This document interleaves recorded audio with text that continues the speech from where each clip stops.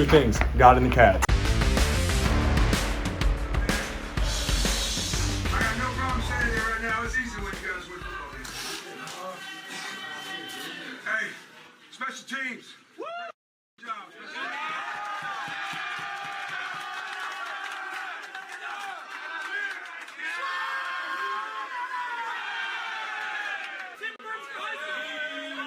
give me a big one for Lyric Smith.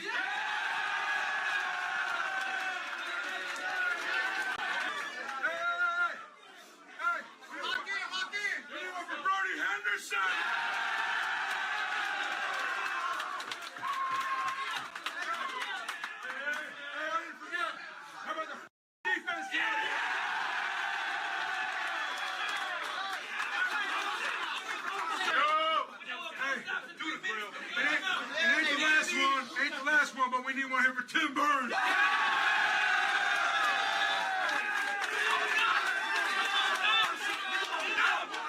Hey, listen. We call out players all night. I'm gonna say this: our 3D tackles that came back, our 3D linemen. Hell yeah!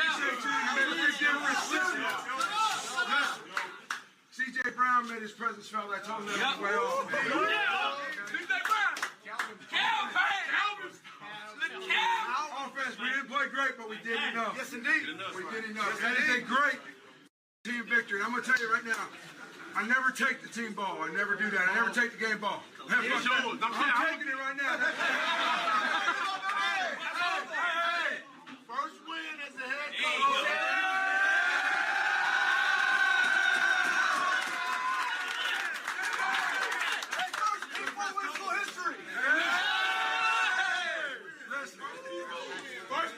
Brothers, the reason I want this, the reason I want it, is it's going to be the first of many wins. Okay? People don't know what we got coming. They don't know what we're building. Right? Everybody been down on us. That's the way it is. That's life. That's social media. That's football. Also, when you put in an effort like that, you win football games. I told you before the game, we needed you. The staff needed you. I needed you. I told you we loved you. We do. Okay? That's corny to some of you. It's important to me. I hope it's important to you. Great win tonight. Hey, it's going to be a damn great 4 hours. Winless no longer. Sam Houston coming out on top of Oregon State 21-17, 21.5-point underdogs. No one gave them a shot, Luke. It was an ugly, confusing, stupid game, but I don't care. A win is a win. It just has to feel good getting a number in that win column. Welcome to Sam Houston Sports Talk, everyone. Colin Neal. Of course, that's Luke Scott. If you haven't already, be sure you follow us today, subscribe, all that great stuff. We'll get into football, but we'll also get into some other parts of Sam Houston athletics, basketball impressing against Texas Tech, women's basketball updates of volleyball, 2-game sweep over La Tech, all that great stuff. And but basically, Luke, the highlight was football getting their first win of the season. Oh, like you said, it wasn't pretty. If you look at the box score, you would not think it went in Sam Houston's favor, but it did. And credit to the guys for keep fighting. Probably the toughest travel assignment we have all year. Going out, probably second, actually with Hawaii. But would not have thought this would be the one we'd pick up during the year, but it was. And credit to the guys. The defense, when we needed them most, came through and really stood tall there at the end. So obviously it wasn't pretty and it wasn't the way you'd like to win stylistic wise, but you'll take it. And when you're 0-8, you'll take whatever you can get. And they say every dog has its day, and yesterday was our day. Here was head coach Phil Longo post-game interview with sideline reporter Nigel Burton of CW Sports. Well, Phil Longo deserves his moment. Nigel? Well, Coach, congratulations. You said that when you're on this team, sometimes you have to have an incredible capacity for boredom. Tonight was anything other than that. What do you say about your team coming all the way across the country and getting this win? I thought that we would play a better game offensively, and we changed quarterbacks, not so much because Mabry wasn't playing well, but we just wanted to try to light a spark. And while we were making decisions about the quarterback, our defense stepped up, particularly in the end of the game, in the fourth quarter. I thought particularly the defense did not play well in the fourth quarter last week, and they changed that, and that's a big reason why we won tonight. Of course, special teams, 2 huge plays, 2 game changers.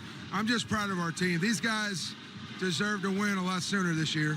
I've got to do a better job as a head coach, but they did a hell of a job tonight, and I'm happy to get our first win. Well, Coach, you hit the nail on the head. Your defense, your special teams, offensively, you didn't turn the ball over. I saw that money bag out a whole lot. I don't know how much you're going to have to pay for this win, but talk to me more about your defense and your special teams coming up so big. Well, I don't know anything about a money bag, but I know the win is going to feel good tonight. This is going to be a long flight home, and it'll be a good one. You asked me what? You know what, Coach? It doesn't matter what I ask you. Go enjoy your win with your team and appreciate the time. That's all I'm thinking about. Thank you so much. I appreciate it. Absolutely. Yeah, I think he was he doesn't show it there, Luke, but I can kind of tell that a massive weight was just lifted off of his shoulders, just finally getting that monkey off your back, getting that first win as Sam Houston head coach, and it's just the money bag he's referring to, by the way, it's the heist bag. I got corrected. It's the heist bag. It's not the money bag. It's the heist bag. The defense forced 4 turnovers for Oregon State. We'll get into the nitty gritty of the stats and what happened in just a second, Luca. Just kind of what did you think about Longo's post-game interview? Yeah, obviously it was a little bit different than a different side of Longo that we've seen prior to this, and for good reason.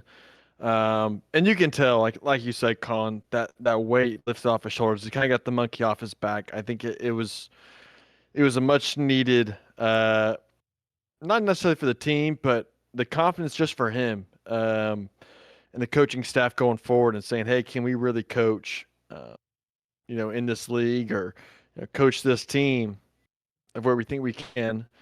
And finally, he just got the one that he wanted and the one that he needed, really. And to do it up there away in Corvallis, Oregon, crazy spot to go win. And I think it says a lot about maybe just the will to win for this team. Like they needed it bad, and finally they got one. We had seen the team, find themselves in spots, but hadn't necessarily been able to convert in those situations, and just kind of took a rabbit out of the hat there. I mean, you're down 17-0, and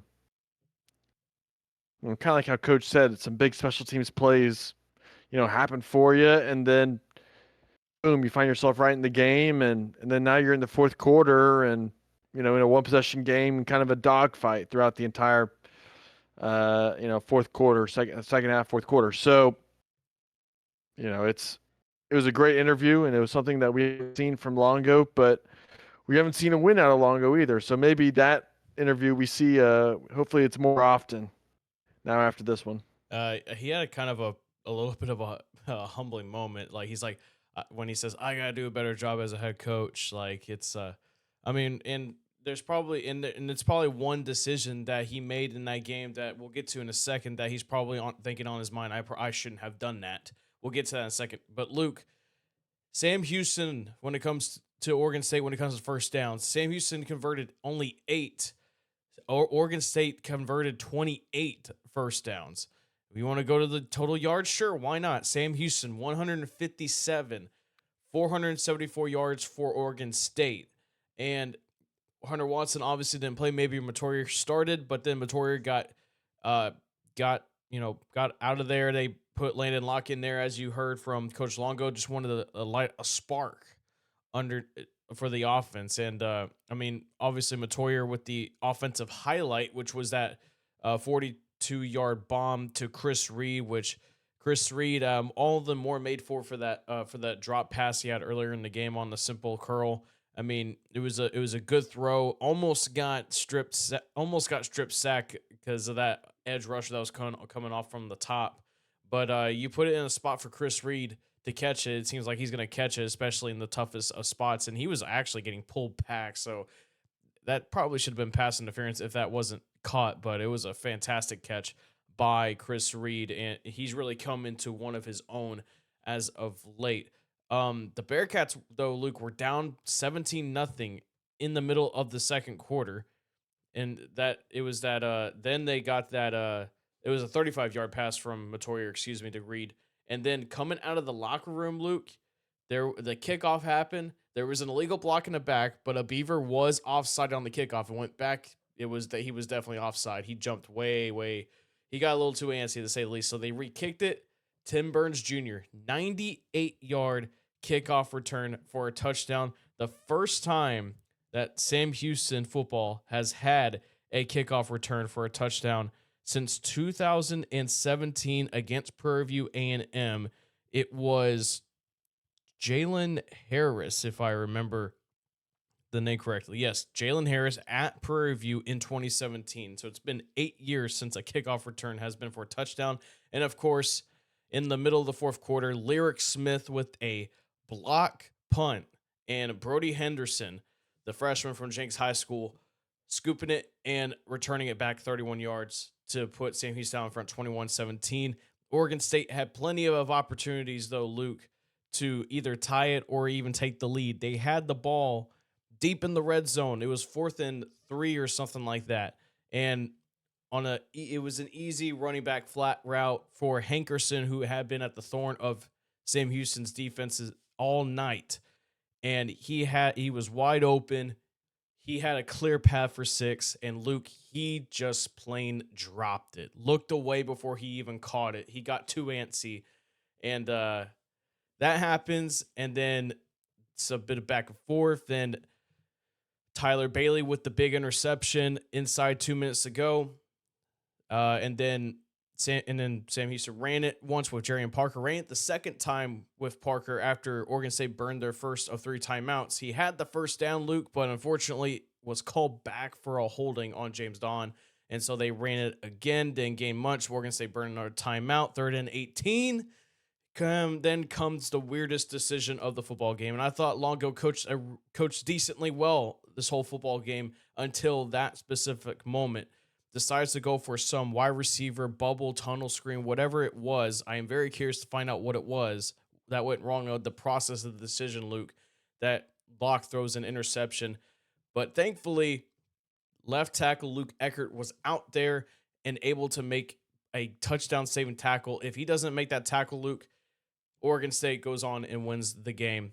Oregon State drives down, and Iman Allen with a great pass breakup, the 4th and long, and Cecil Powell with the PBU on his own end to get it done and seal the deal. And victory formation, the Cats went on 21-17. I want to go back to that third down, though, play, Luke, real quick. I see what he was trying to do. It's 3rd and long. You're not really in decent field position. Duran kind of had a weird night of punting, so you probably want to try to get him in better position. I mean, if that pass was complete, Luke, and Grady has 2 blockers in front of him, and he has green grass, and we're probably calling Longo, hey, that was a very aggressive play. Probably don't want you to do that again, but that was a decent call. But now we look back on it as the only big blemish when it comes to the coaching report card for Longo. I personally didn't like that call either way, even if it worked or not. I thought it was just way too aggressive at that time. I think it was. It was one of those high risk, high reward situations, and like you said, it was, if that works out and O'Neal gets 20 yards or whatever we needed and got that first down, what a play call. But it was actually the exact opposite. It was kind of the worst case scenario that happened there, and credit, got out of that situation and found that way to win. But I don't think that impressed with play calling at all night. You said it was decent.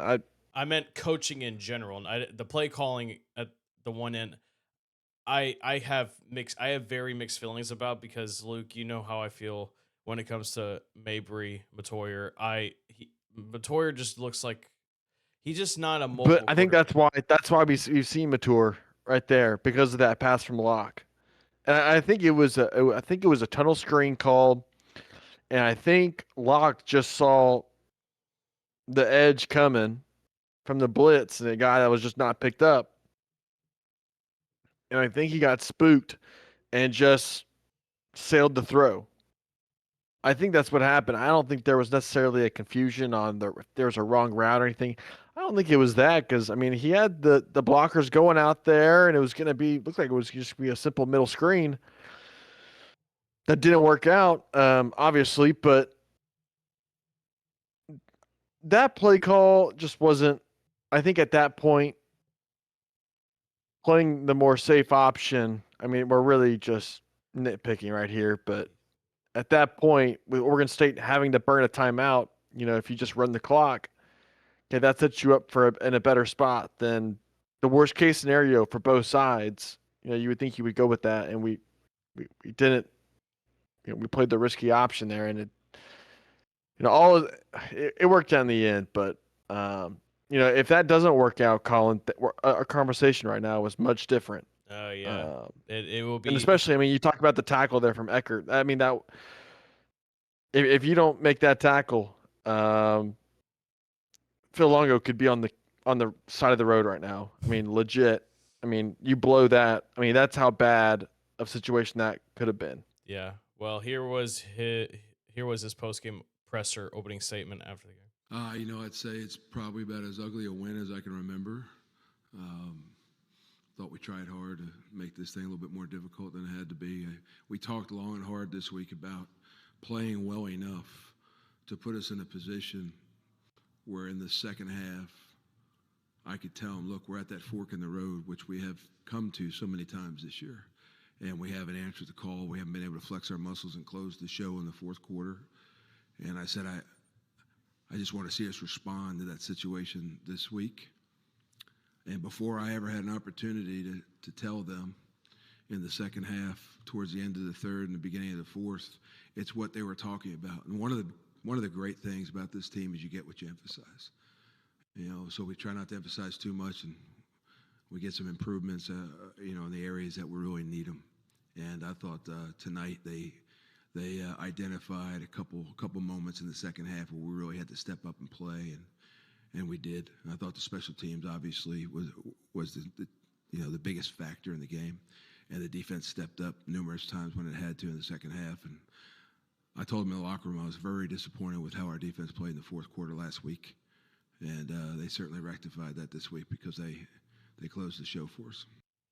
The defense really did step up. I mean, albeit Oregon State offense really helped them out in a few cases, especially on the few drop passes and some interesting decisions by Jabari Johnson, the quarterback for Oregon State.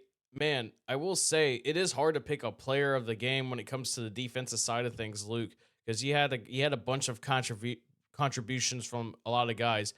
Mainly, though, a career game. Well, not mainly. One of the main ones. A career game for Dylan Frazier. Luke, 13 tackles that led the team, 1 sack.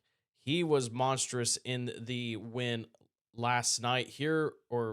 Last night. By the time we were recording this at Sunday night, here is Longo on Dylan Frazier, and he talks a little bit about the defensive line as well. So Dylan is not just a ball player for us, but he's some maturity. He brings some leadership to the team and to that side of the ball.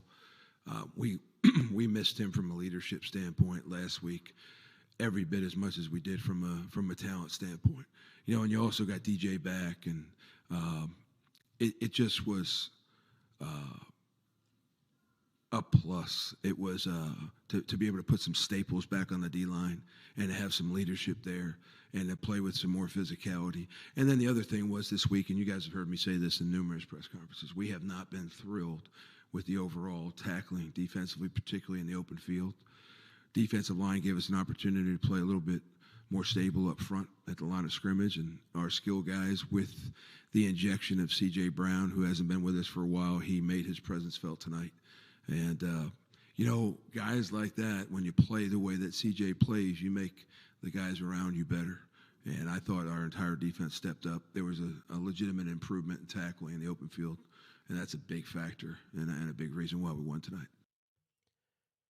Yeah, it was nice to have C.J. Brown back. Immediately it felt like the defense got better. Dylan Frazier coming back, and a couple of guys along the line coming back after being out last week.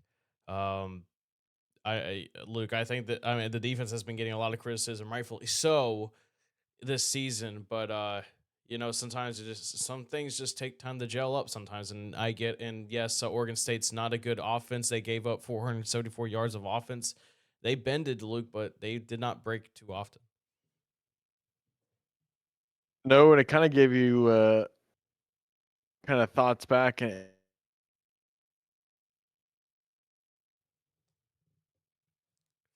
just finding ways to score on defense and turning the ball over. That was really the big thing. Oregon State and the turnovers, just not converting when they absolutely needed to. And defensively, I thought he highlighted the two guys that you could really talk about, Frazier and CJ Brown. And Frazier racking up that many tackles from playing inside so often is very impressive. And we just haven't seen that all year this year. And also Tyler Bailey, dude. I mean, friend of the program, gotta represent. But a huge pick and a huge momentum swing for Sam Houston there. I think this was easily the best defensive effort that we've seen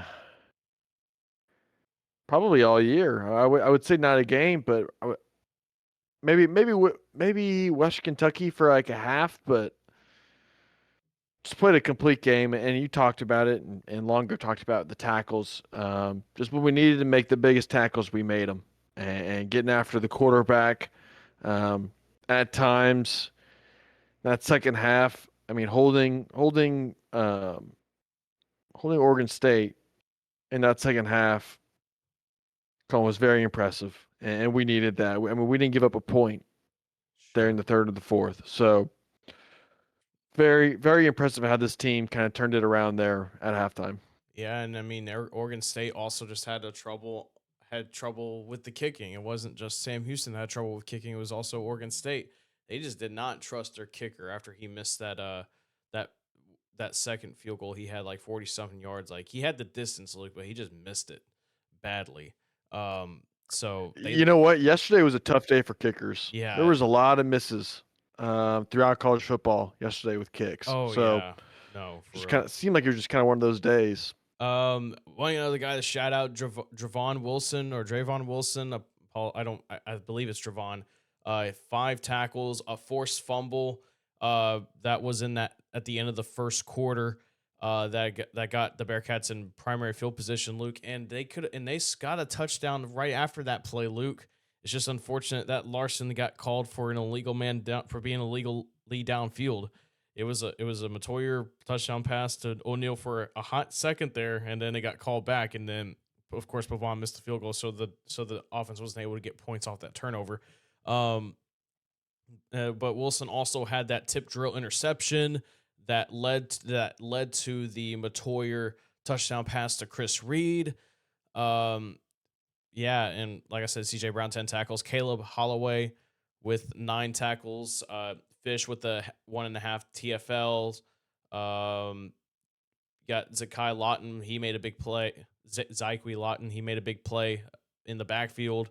But really, Luke, outside of that first drive, Luke, they really stepped up. I mean, Hankerson, like I said, a thorn in the side of Sam Houston's defense, and I don't know. I just don't know. I wonder what happened, because the open field tackling just got increasingly better as the game went on, and that's kind of a big reason why the defense did so well, albeit giving up that many yards. That's the weird thing. I mean, if you hold a team to 17 points, you really wouldn't think they'd give up, over 250 yards through the ground and the air, both, right? I mean, they had nearly 500 something yards, nearly 500, because I know sacks bring it back and whatnot, but I mean, Hankerson was everywhere for Oregon State, catching the ball, running the ball. Well, he had 2 touchdowns, and he didn't catch the ball that one time, though. No, he did not. I mean, outside of that, but it's just, I mean, it's just kind of one of those ugly games that everyone has throughout the year, and you either win them and you lose them, and we won them. I know, and I know Oregon State's not the greatest team. I understand that, but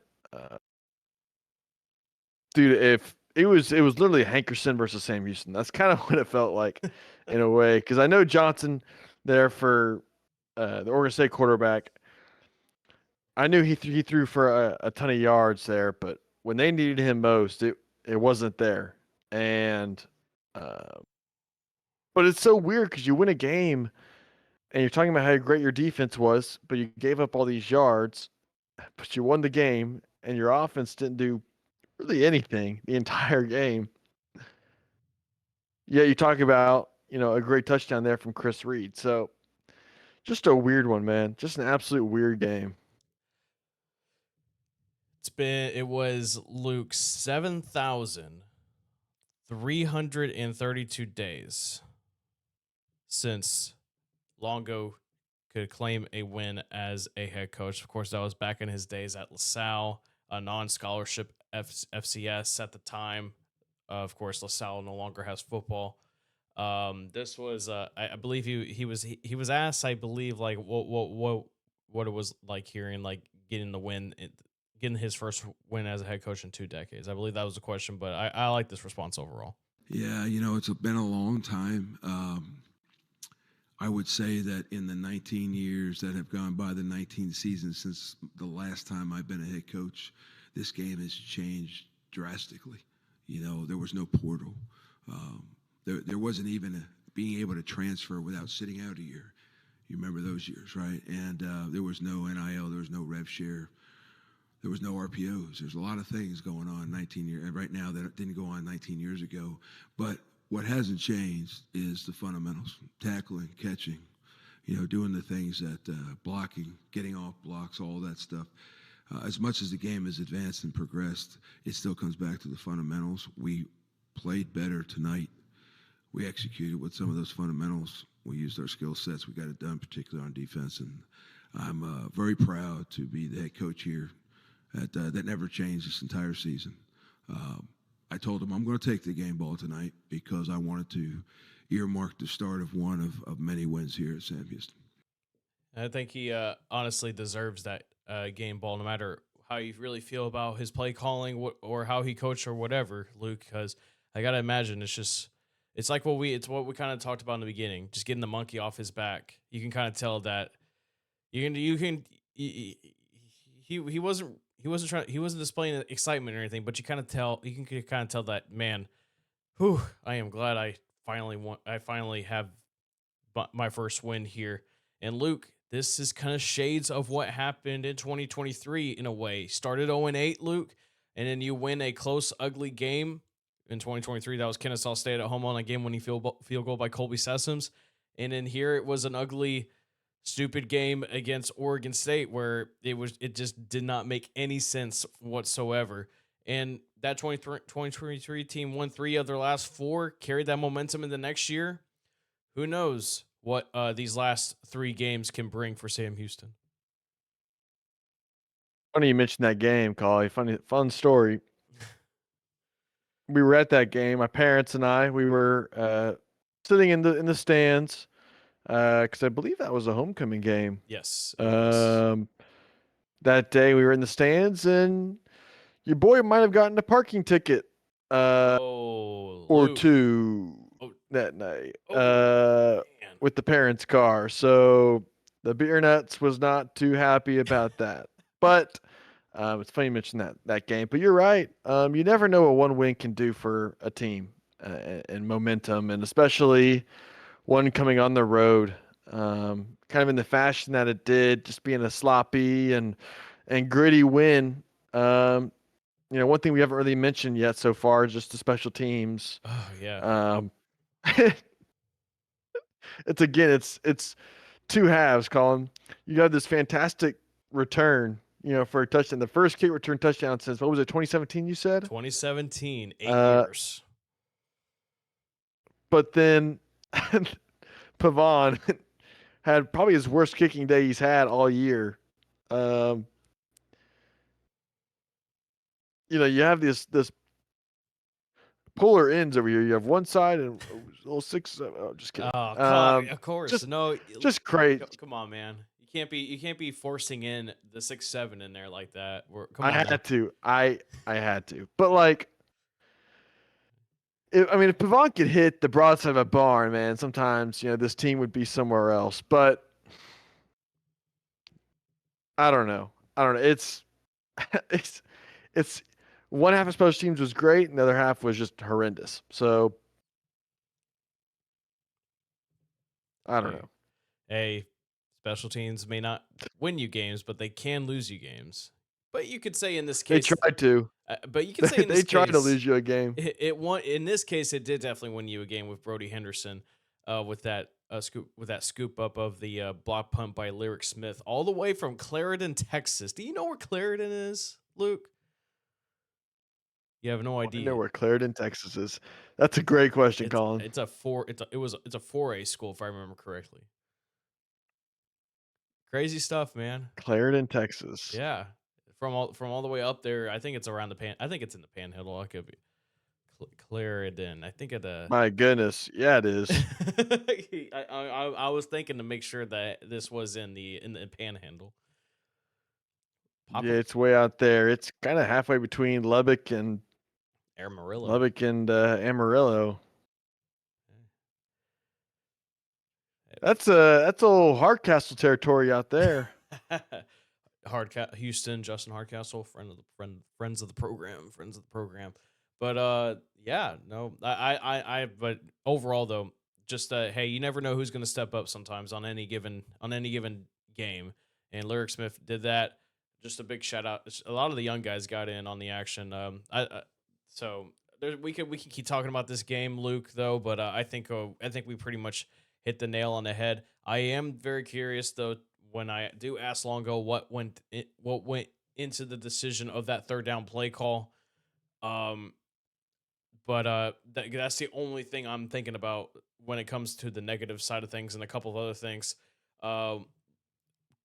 Big question, and going into this week is, what's the health of Hunter Watson? Will we see maybe Matoyer start again? Landon Locke has one more game before he could burn his red shirt. You're only allowed 4 appearances, 4 games in a season, and if you go more than 4 games, you burn a red shirt.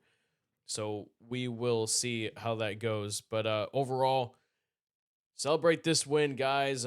We got Delaware coming up this week on my birthday, November 15th, Saturday. So my birthday wish is for Cats to get back-to-back wins, but we'll see. We'll see. We'll build up, of course, to that game preview pod coming out later on this week. All right, done with the football talk. Let's go ahead and hit the hardwood, folks. Women's basketball is about to wrap up, or they just did wrap up against TCU, 88-46 loss.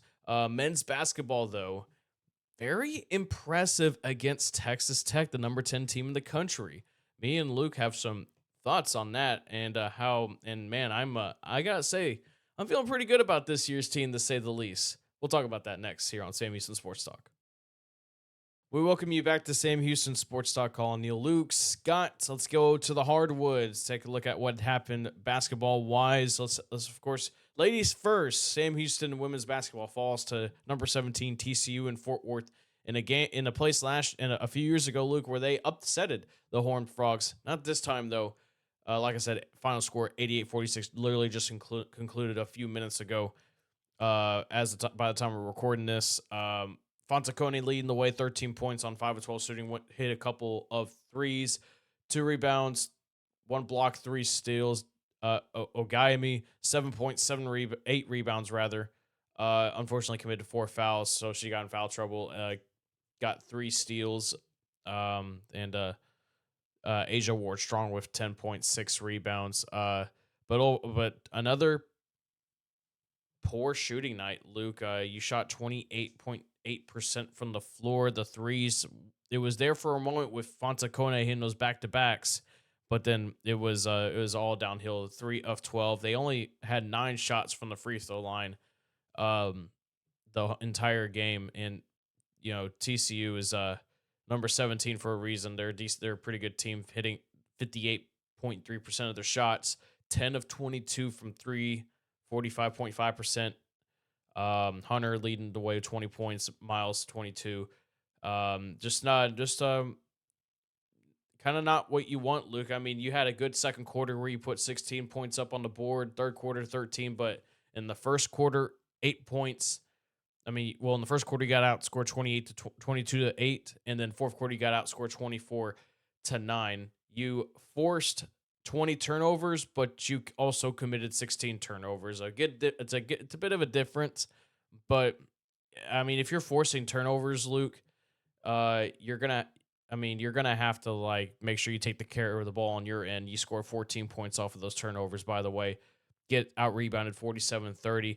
I mean, they put up a decent fight there for a moment, though. But again, it's just a question of can this team shoot? And right now, so far in 2 games, it's just not looking good when it comes to the offensive output.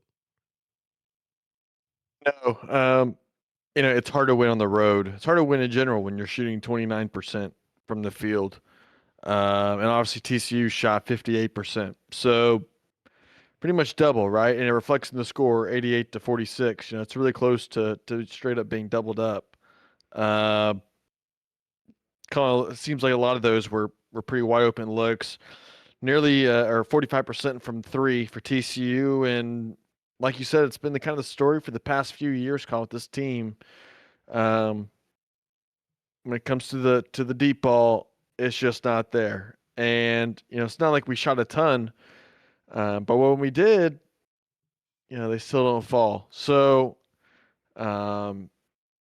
just disappointing. But at this point, it is TCU, one of the better teams in the Big 12.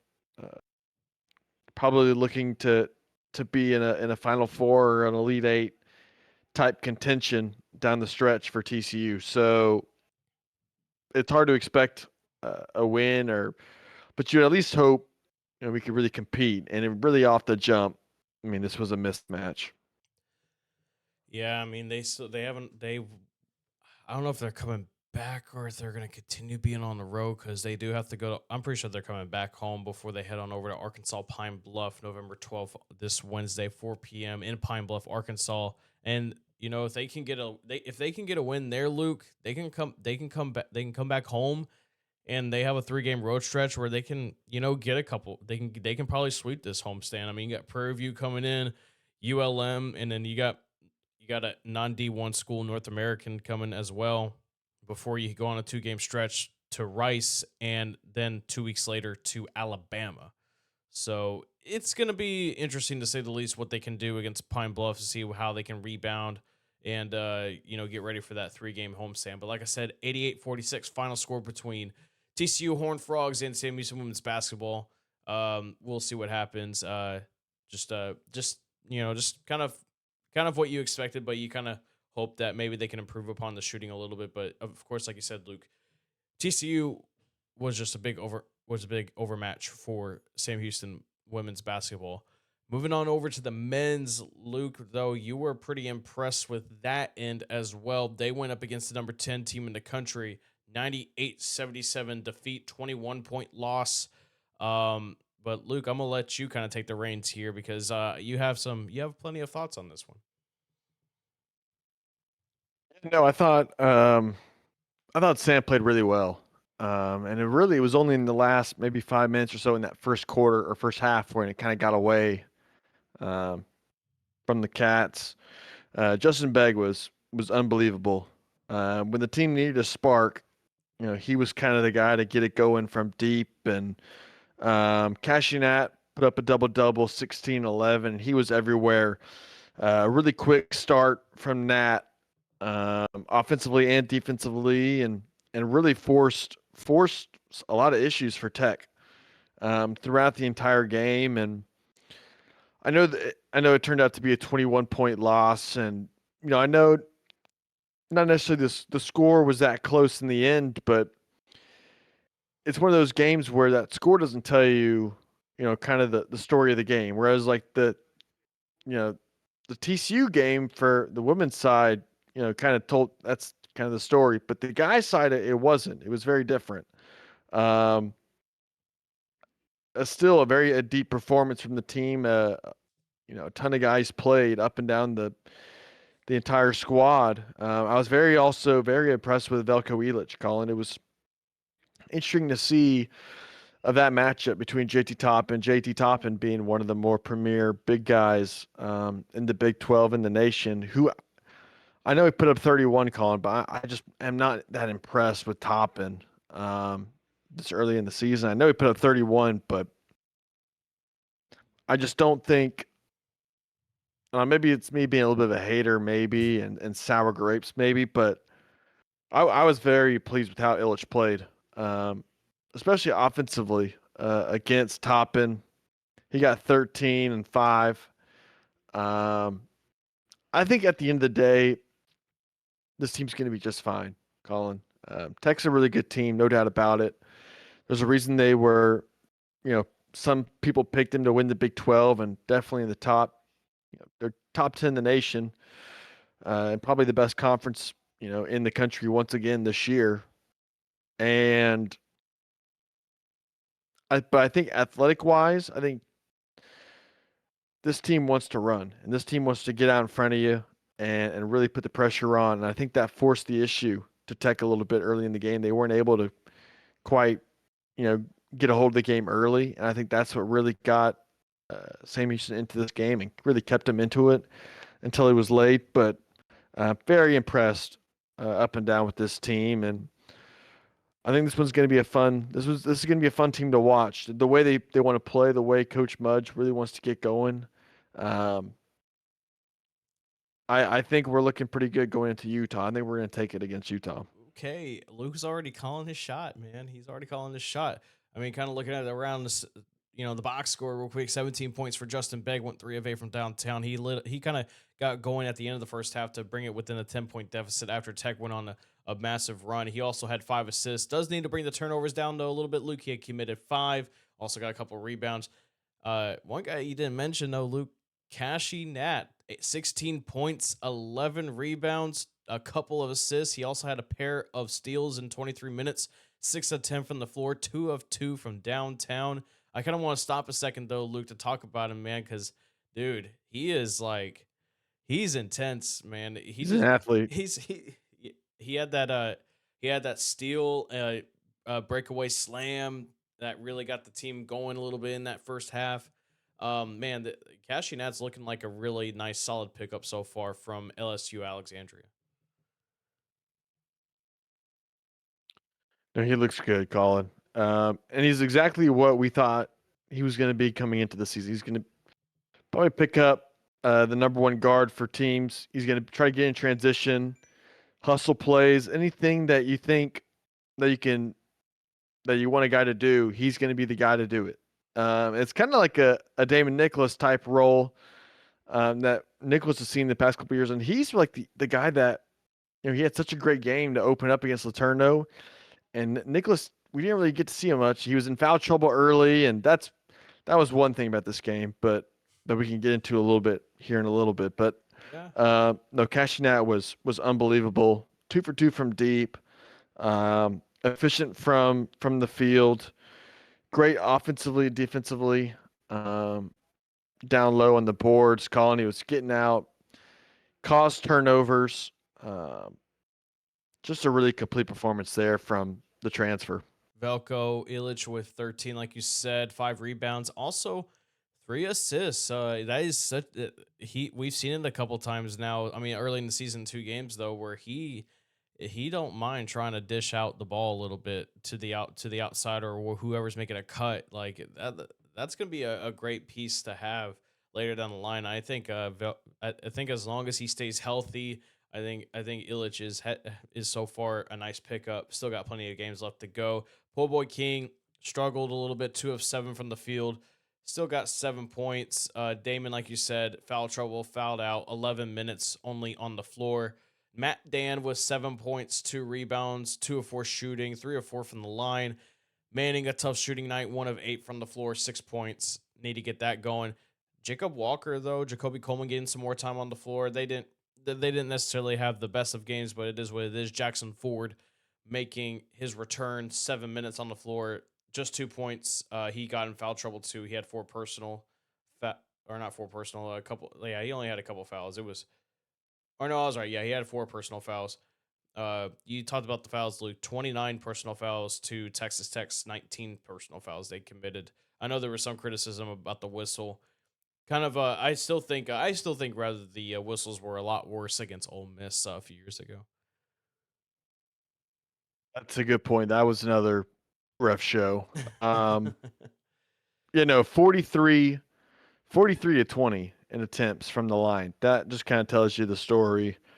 I think early on, Samuelson got called for a lot of tic-tac fouls, and Coach Mudge actually got called for a tech, and I think that was a large complaint of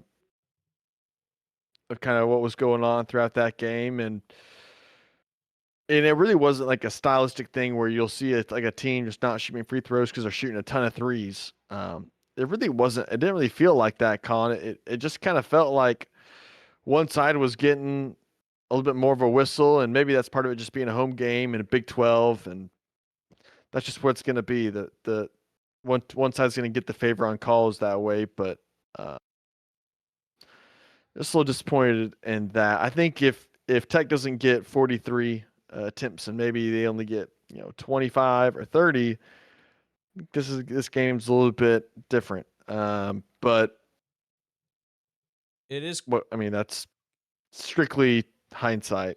It is interesting though, because the Big 12 is lauded for being one of the more physical conferences in college basketball. Completely. Up there with the Big East too, where the whistles don't come as easily. Yeah, but either way, it is what it is. Home court advantage too plays a lot to it as well. It was a packed house in the United Supermarkets arena, like you said earlier, Luke, and you already pretty much called your shot. Sam Houston will now take on another Big 12 school this Saturday, 8 p.m. Salt Lake City, Utah.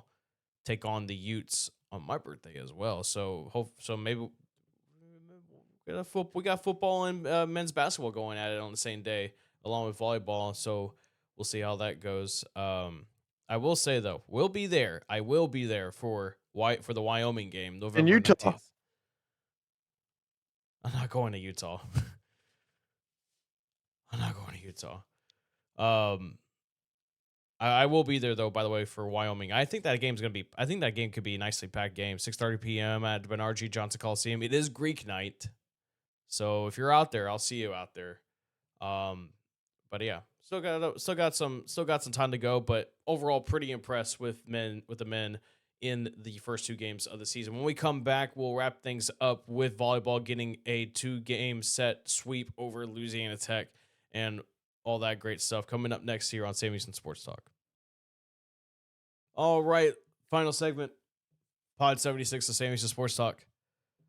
Luke, not a bad weekend of Bearcat sports, I will say. Really, the only blemish being the women's basketball loss to TCU 88-46. Of course, that was really mostly expected. Hey, Luke, I mean, I gotta say, this is the best weekend we've had in Bearcat athletics in quite some time.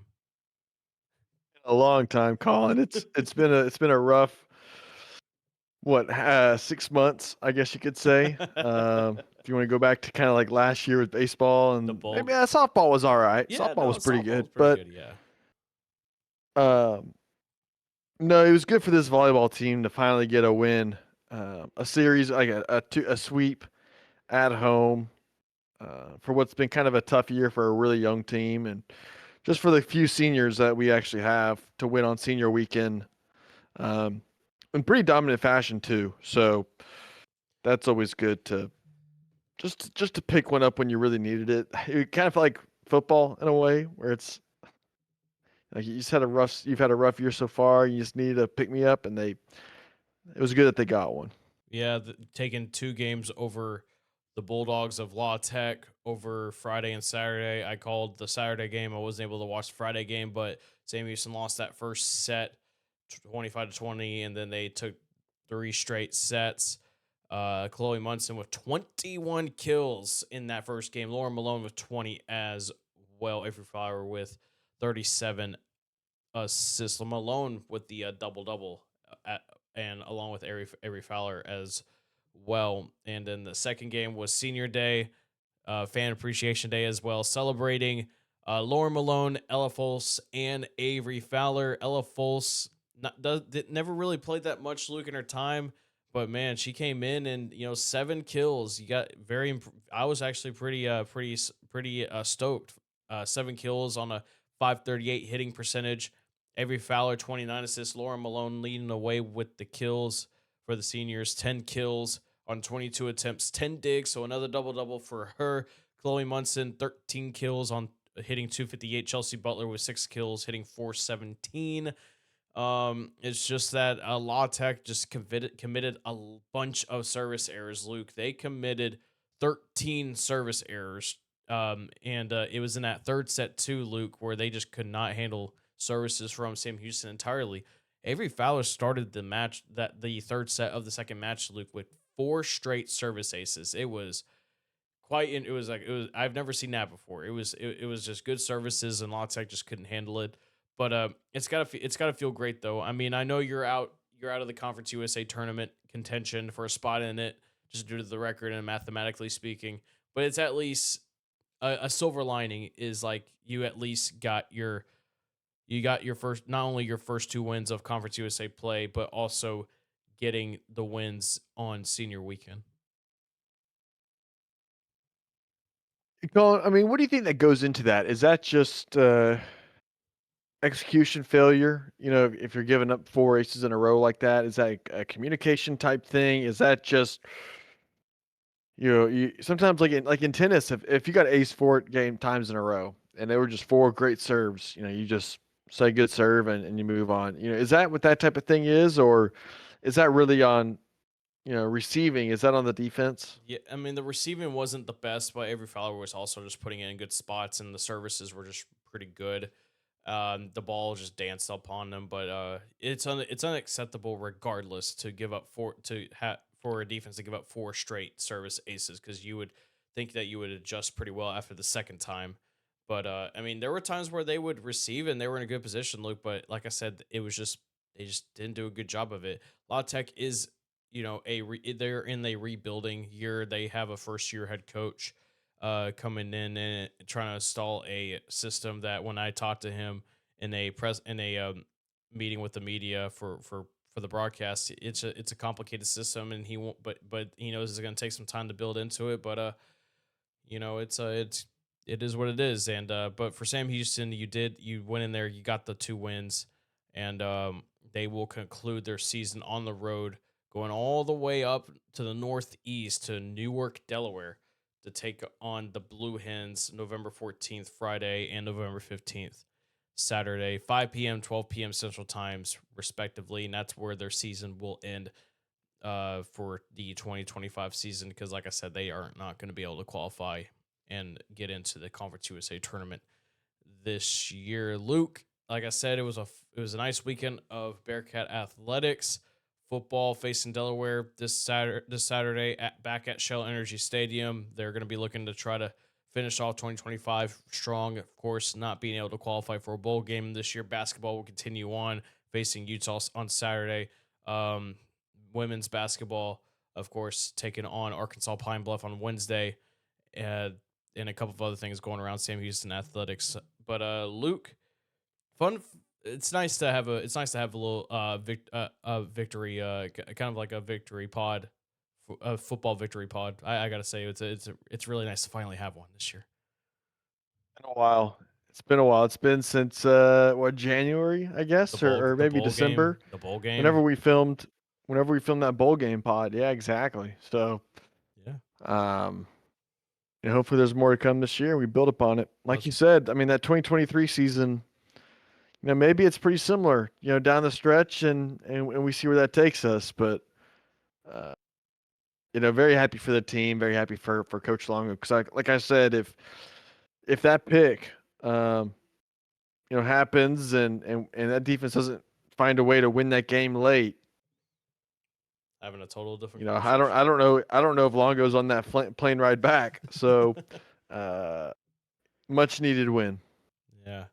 I will say though, real quick, I think the Bearcats may have broken the Oregon State fan base a little bit because man, they are PO'd right now. They are PO'd. Yeah, I mean, I'm sure none of them even knew that Sam Houston was a school. So, Oh mean- no, real quick. Oh, that kind of reminds me though, man. Did you notice the graphics stuff? I did notice that. I'm Yeah. glad they fixed it because other networks wouldn't have done anything. But the CW had it on lock. They got it taken care of. Yeah, it was. I just find it very weird that they had the wrong graphic on the scorebook, but then for everything else they had the right one. I just wonder how the hell that happens. But overall, hey, could have been a sign of good luck, maybe in a way. Just Maybe so. Because as soon as they switched that graphic off, it got a little bit better for us, didn't it? Hey, they were down 17-0, and they in the middle of the second quarter, and hey, they came back and won. A win's a win.